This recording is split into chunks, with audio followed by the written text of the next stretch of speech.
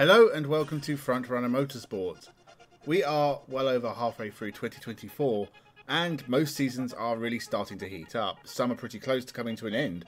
We have another weekend of motorsport action to look back on, including 2 Formula E races from Portland, USA, Formula 2 and 3 from Austria, WRC from Poland, NASCAR from Nashville, the 24 Hours of Spa, and Stock Car Pro from Velocita. A bit less than last weekend, but we still have plenty of talking points and the predictions I made on Friday to look at. We already discussed the Formula 1 in this video, so if you want my views on the Austrian Grand Prix, make sure to watch that as well. But for now, let's jump into this look at last weekend's motorsport.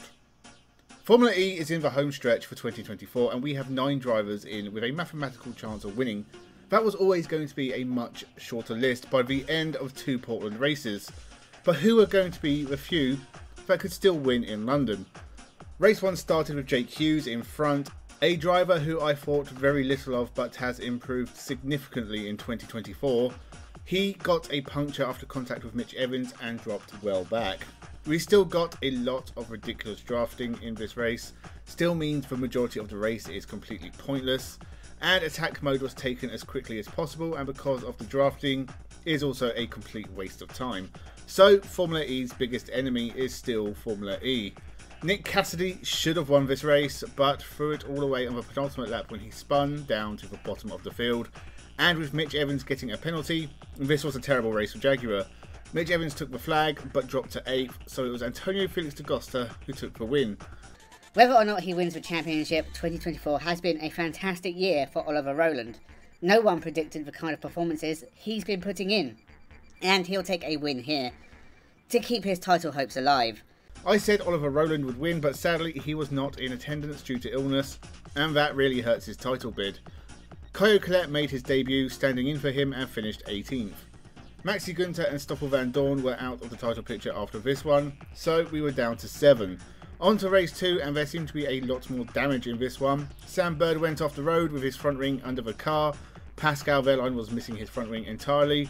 Same peloton nonsense, positions being swapped lap after lap, as no one wanted to lead. Half the field had to go through the pits for repairs, and Eduardo Mortara retired with damage. We got a safety car. The race wasn't unentertaining, but it was messy, and the fact Antonio Felix da Costa has won 3 races in a row is pretty incredible. Wehrlein and Cassidy will have average weekends and outscore some of their rivals, but neither will touch the podium. The second race win will go to Stoffel van Dorn. It's been a while since the former champion won a race, and it won't be enough to keep him in the championship fight.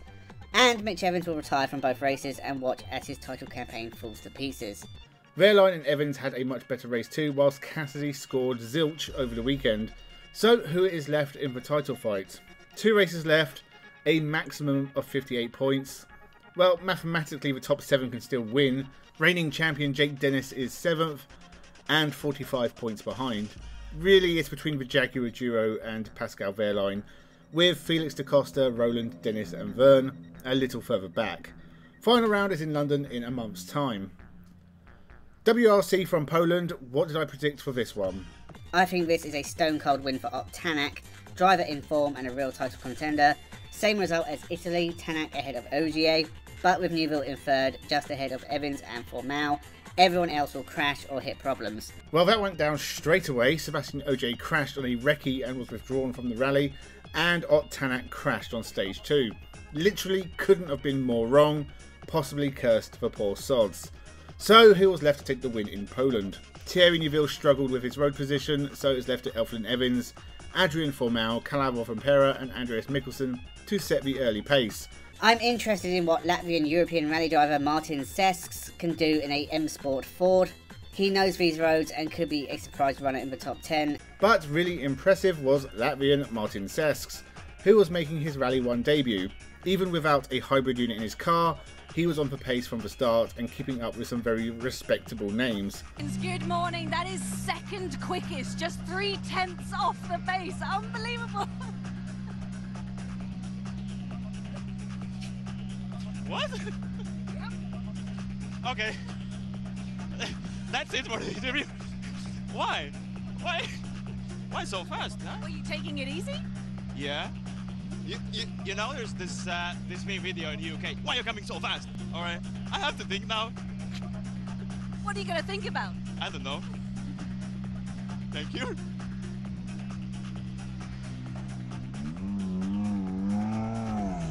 By day 2, it was a three-way fight between the Toyotas of Evans and Rovanperä and Andreas Mikkelsen in the Hyundai. Sadly, on day 3, Mikkelsen got a puncture that destroyed the tyre and dropped him well back from the Toyota 1-2. Calais Rovanperä won easily in the end, but Neuville and Tanak doing well on Sunday means they don't lose out too much in the championship. Neuville still leads from Evans. The biggest takeaway from this weekend is Andreas Mikkelsen and Martin Sesks need full-time contracts right now. They were brilliant. We need more full-time drivers. Get these guys a car as soon as possible. Paul Aron drives very consistently, but that lack of winning will come around and bite him. While someone outside the title fight will win the sprint race, let's say a first win at this level for Gabriel Bortoleto, I feel like he's had the pace all year. But maybe he just needed to get used to the car or the tyres or something. Feature race win for Isaac Hadjar, and it will really open up the championship with Paul Aron down in the lower end of the top 10. Kush Miney will have another good race as well and get a podium alongside Andrea Kimi Antonelli. Oliver Behrman, on the other hand, will have another bad weekend and get caught up on the tight turn 3 with someone like Rafael Villagomez or Taylor Barnard. Formula 2 from Austria. The sprint race was nothing special. Oliver Behrman finally takes a win in 2024. Prema finally take a Formula 2 win in 2024. Tough year so far, but this maybe is a good sign.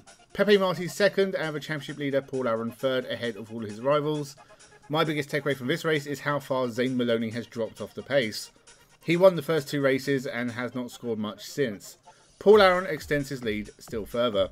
Zane Maloney retired again in the feature race, and Andrea Kimi Antonelli had an issue during his pit stop, so they were 2 drivers who were not going to score points in Austria. Franco Colapinto led the race on one strategy, whilst Pepe Marti led the drivers who pitted earlier. This race was all about strategy. In the end, Gabriel Bortoleto won the race from a charging Franco Colapinto who pitted late and made ground on fresh tyres. The real drama was the Campos pair. Marti let Hadjar through, but once it was clear Isaac Hadjar wasn't going to pull away from his teammate, the favour was not returned, and I imagine Hadjar has lost an ally in any title fight he might find himself in. It didn't matter anyway because Pepe Marti got a penalty that dropped him out of the points. Paul Aron still leads from Isaac Hadjar, but Gabriel Bortoleto and Franco Colapinto have closed the gap slightly. Zane Maloney scored no points and is just falling away fast.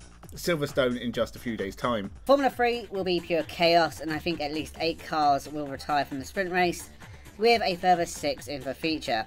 Sami Megatunov will redeem himself somewhat after taking out his teammate at Spain and win the sprint, but Dino Beganovic will get his title challenge rolling with a win in the feature.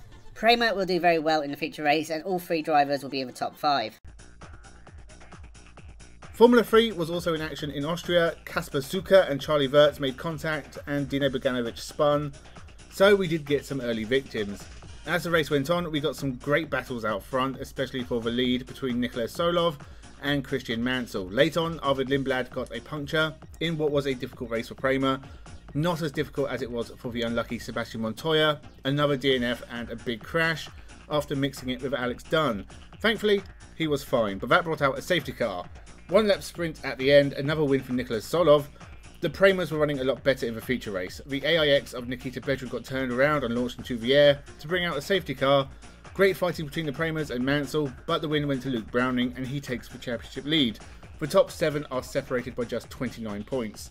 Nicholas Solov was the first driver to take 2 wins, but is only 10th in the championship, and we get to do it all again next week at Silverstone. The 24 hours of Spa, and I'm not going to lie, I didn't watch much of this one. Forgive me, but I've watched a lot of endurance racing lately, including 2 24-hour races already in the last month or so. Didn't have time to watch the entire thing, so I checked in every now and again and watched for highlights. From what I gather, this was the race for amateurs because the driving standards were horrendously low. There were loads of crashes in the first 4 hours, and one big one involving a stricken McLaren bursting into flames after being hit by a Porsche. It's lucky 60 cars were entered because 5 hours in, most had been involved in some form of contact. Valentino Rossi led the race for a short while, but he got passed by a Mercedes and then hit the Ferrari of David Rigon, and his night sort of didn't really improve. The race was decided by a rather sad incident. The 51 Ferrari was leading, but came into the pits with 45 minutes to go, only to find a broken Lamborghini blocking the way, letting Nicky Tim in the Aston Martin get ahead. The 007 Vantage on its debut wins the 24 Hours of Spa, the first Aston Martin win here since 1948 in this famous race. Which I believe we are seeing for the first time, and they are going all in with 7 separate entries. For the win, however, it'll be the Mercedes of Ralph Aaron, Daniel Juncadella and Frederic Vesti, a formidable team in a proven car. What I saw of it was very entertaining. Disaster for Mercedes, the 130 car I picked to win were tired early on, and I think the best placed Merc was 8th. Check out the full 24 hours when you have time, I certainly will. And I am randomly going for Martin Truex Jr., Carl Larson or Christopher Bell will win a stage, and it will end up being a scramble in stage 3 after multiple crashes and overtime. NASCAR from Nashville, probably one of the messiest NASCAR races I've ever seen. First 2 stages were pretty boring actually, nothing to say about them apart from a brief weather interruption in stage 2. Christopher Bell won both stages and has been in top form in 2024, but he crashed out and was not going to win. Things got really nutty at the end of the race. We had 5 overtimes before the end. Austin Cindric spun to bring out the first, then we got a huge melee that took out half the field. Then Larson ran out of fuel and Kyle Busch went around. Josh Berry brought out overtime caution number 4, and finally Joey Logano took the flag for his first win of the year, ahead of Zane Smith, who got his best ever result and Spire Motorsport's best result since Justin Haley won at Daytona in 2019. Boring, standard NASCAR oval race with a very silly, messy finish with the 5 overtimes. Next race is the Chicago Street Circuit, and hopefully Van Gisbergen will be back to perform miracles. And Brazilian Stock Car from Velocita, Felipe Massa will get another win and keep his title hopes strong, but Gabriel Casagrande will win race 2 and the championship will be wide open and impossible to guess who will be the king in 2024. I predict at least one big crash here as well. Finally, we have Brazilian Stock Car Pro from Velocita. If you don't watch this series, you should. It's usually a banger. We had 3 races this weekend because they were making up for the abandoned race from round 2. Championship leader Rafael Suzuki broke down with an electrical issue. Felipe Massa and the other title contenders didn't have a great race. So in all, it was a good, much needed win for Daniel Serra. On to the racing that was supposed to happen this weekend. Gabriel Casagrande got turned around, and that might have championship implications. There were a few incidents in this race. Rafael Suzuki went into the back of Rafael Teixeira as they entered the pits, doing a fair bit of damage to both cars, and whilst Felipe Massa led comfortably, a mistake at his pit stop dropped him from the lead to 4th. That left Gaetano De Moro to take the win and the second feature race of the weekend. Well, it wasn't especially interesting, but Julio Campos won the race, and that meant 9 winners in 10 races. Felipe Baptista is leading the championship ahead of Ricardo Zonta, strangely enough. Of all the ex-Formula 1 drivers in this series, Zonta is not my pick of the best of them. So that was all the racing from the past weekend. My race of the weekend was not a race, but the Rally Poland. Seeing Andreas Mikkelsen and Martin Sesks perform so well against the best of the WRC gives me hope, you know. Let me know your race of the weekend in the comments below. Next weekend we have more Formula 1 and the British Grand Prix, Formula 2 and 3 as well. World Rallycross gets underway for 2024, IndyCar and Indy NXT from Mid-Ohio, DTM from the Norris Ring, Supercars from Townsville, European Le Mans from Imola, TCR Europe from Spa-Francorchamps, Euro Cup 3 from Paul Ricard, and NASCAR from Chicago. So make sure you subscribe. Predictions for this weekend will come out on Friday. I did not get all that much right last weekend. Thank you for watching and have a good one.